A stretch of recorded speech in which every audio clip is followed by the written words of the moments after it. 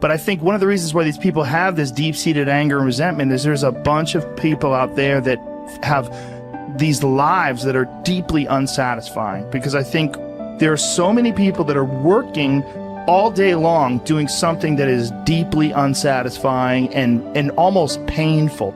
Yeah, it's soul killing. Soul killing. Yeah. They're stuck in traffic all day, and then they're stuck in a cubicle after that. They relish the time to take a shit in the bathroom and look at their phone. I mean, they literally do that. That's a highlight of someone's day. They get in traffic on the way home. They get home after that, they're watching television, and they're... You ever notice that some people seem to want to hang on to stuff that is bothering them? They're forever talking about it. They don't want to let it go. They've had a failure at something and it's grown. I can't get over it. They just can't get over it. Or somebody said something nasty to them. They don't want to let it go. Do you know what we should do? We should ask ourselves, everything that happens, is this serving you? Is this serving you? And if it's not serving you, get rid of it. You don't want anything in your life that's not serving you, that's not causing you to grow, that's not adding to the quality of your life. I don't care what it is. You will find some people, they just hold on to bad stuff. They hold on to problems. They don't want to seem to let it go. And that adds more problems. Whatever you focus on grows. The only thing that can grow is the thing you give energy to. Why would you hold on to anything that's not serving you?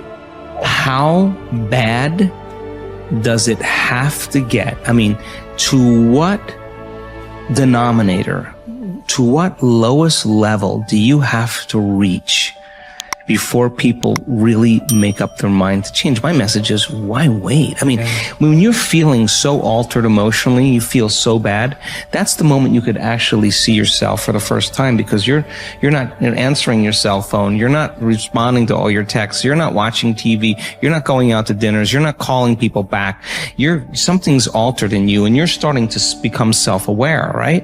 I dare you to analyze yourself first, your company first, your character, your behavior, your work ethics. I dare you to analyze it and see if there's any change you can make. See, you cannot manage time, but you can manage activity. You can manage your activities. Make certain that what you're doing really makes a difference.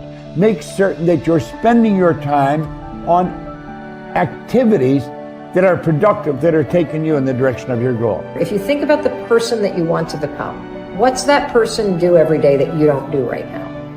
And when you start to do the thing that the person you want to become is doing, you leverage something called behavioral activation therapy. And that is a whole body of research that says when you act like the person you want to become, it's the most powerful way to change a habit.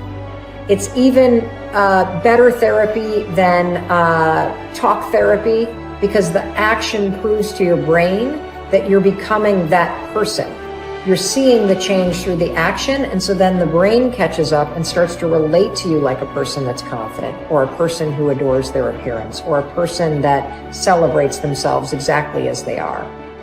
Before you start the day, ask yourself, how do I want to think today? How do I want to feel? How do I want to behave? I mean, what would greatness look like? What would love look like today? What could I do that would be really cool for me at the end of the day? Say, wow, so I had a good day today. What would make me feel that way? And if you can't find an answer to that, start reading. Who reads anymore? Read a book. I read so many books a week. I know, I'm that way too. So read something about, you want to be wealthy? Read a book about someone who became wealthy, and get real and realize they may have failed 50 times before they actually pulled it off. Or what were their characteristics? What were their traits? What made them? It wasn't about their wealth, it was about who they became. That's the key, right? So fill your brain with a little knowledge, and then just start asking yourself, what's the greatest expression of myself that I can be today? And rehearse it. Rehearse how you're going to be. And then if it leads to a different choice, that's the unknown. Mm-hmm. And just know that it's not going to be predictable. It's going to be a little uncomfortable. That's where the magic happens. If you can stay relaxed and awake in the unknown, things get pretty exciting. When you're back to the known, you're back to the familiar. Don't expect anything to change in your life. And if you say it's that person or that circumstance, you defaulted and went back to the program of the victim, allowing your outer environment controlling your thoughts and feelings. If you truly do this well, This is what I discovered. If I truly feel the feelings of my future before they occur, and I live in that state, I'm no longer looking for it to happen. How could I look for it if I feel like it already has, right? So I try to stay in that state, because then I'm not separate from it. And that tends to be when the magic happens. There's no control anymore. There's no predicting. There's no perfectionism. There's none of. All there is just kind of an experiment. Like, I'm experimenting to see if I changed my thoughts and feelings, if my life will change. And that should be the experiment everybody has. And do it with curiosity, and do it with just seeing if the experiment works. If it doesn't, change something else about yourself until it starts to work. Deciding who are we going to be. You know, we shouldn't hope to end up one day a magnificent, strong, beautiful, capable, kind, loving person. We should start living like that today, hopefully, so that we become that. That who we become is not an accident, but hopefully a purposeful intent. That our days and how we approach our days are literally driven by the intention of who we're going to bring. That we bring our character into each of the circumstances of our lives, and by doing that, maybe we can't always direct every circumstance of our life. We can't control everything, but we can certainly control our responses to them. We can certainly dictate who we're going to be in those circumstances, and that helps us achieve our ultimate destiny that we desire, not one that just lands on us. I think the other thing that really comes to people's into their power is when they really discover that, you know, each of our days is something that we can also design. Not just design who we're going to be. How are you going to design your day?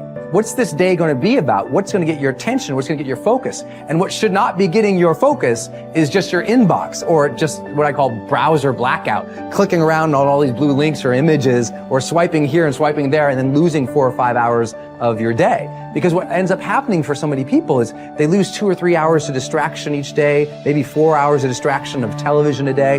And over the course of their lives, now a decade is gone of opportunity, a decade of missed opportunities to connect with your family, to achieve your dreams, to work a little harder, to contribute that thing you always contribute, to learn that skill that you wanted to learn.